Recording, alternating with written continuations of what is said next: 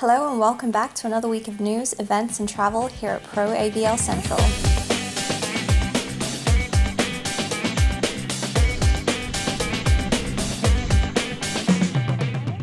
First up, some travel news, as half of the team is globetrotting across Dubai, China and Korea, visiting an exciting array of shows and events.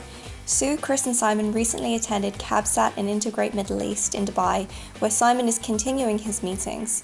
Sue and Chris have swiftly moved on to Prolight and Sound in Guangzhou, so let's check in with them now to see how they're getting on. Thanks, Michelle. So here we are in Guangzhou. Chris and I arrived last night after a great couple of days in Dubai, filming with distributor Prolab at their impressive experience centre, and also attending the CABSAT and Integrate Middle East show. So the 22nd iteration of Prolight and Sound Guangzhou has kicked off, and it's promising to be the biggest ever, spanning an impressive 200,000 square metres across 21 halls and accommodating just over 2,100 exhibitors. We'll be covering the show, so keep an eye out on our socials for all the updates and a roundup video at the weekend. Back to you in the office. Thanks, Sue.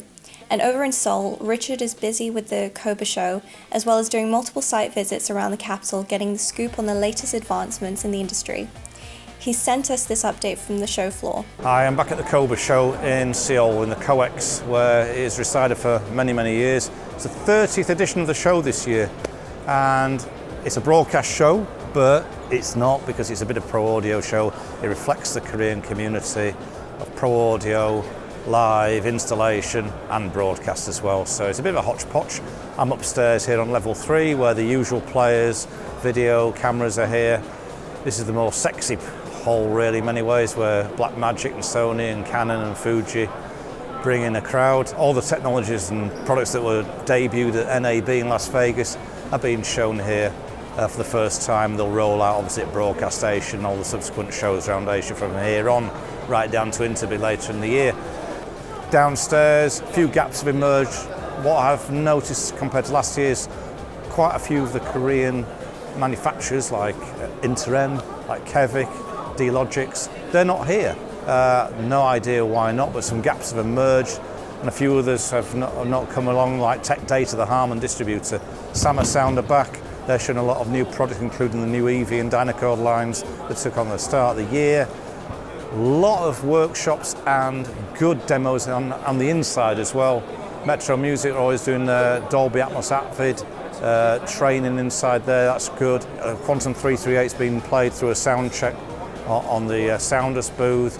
And Yamaha have got a live stage, KOBA have got a live stage with some really good artists here.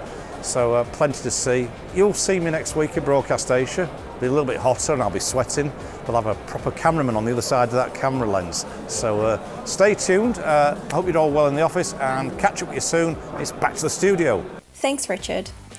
In other news this week, over in Australia, KV2 has taken to the stage at Disney's Beauty and the Beast musical.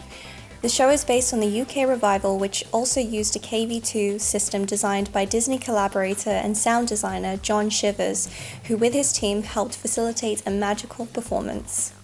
And over in the Rainbow Nation, South Africa, Alan and Heath and Wharfedale have played ball at the Soweto Derby in the FNB Stadium, Johannesburg. Drawing in a crowd of 90,000 football fans, the match went down without a hitch thanks to Wharfedale Pro PA system and Alan Heath's Avantis console. The spectacle featured live performances from Kwaito-style performers and a top South African DJ. Next, Blackmagic design cameras have been used to film a 6-part documentary series, At the Edge of History, People and Places of the Great Wall.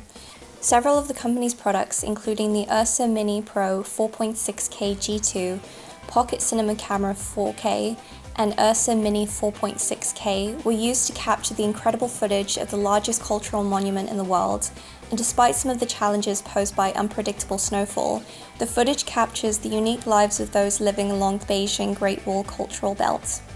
Now on to appointment news. Lavoce welcomes Massimo Minardi as its business development manager for EMEA, with the hope to utilize his knowledge and further support its OEM and distribution customers. Robin Dibble joins Coda Audio as Global Sales Support Manager, leveraging extensive experience in the audio industry. And there are 2 new appointments for Renkus-Heinz as it expands its production and engineering teams, with Joe Cavani as Industrial Engineering Manager and Andrew Gazzara as Electrical Engineer. That's all from me now. See you on the next one.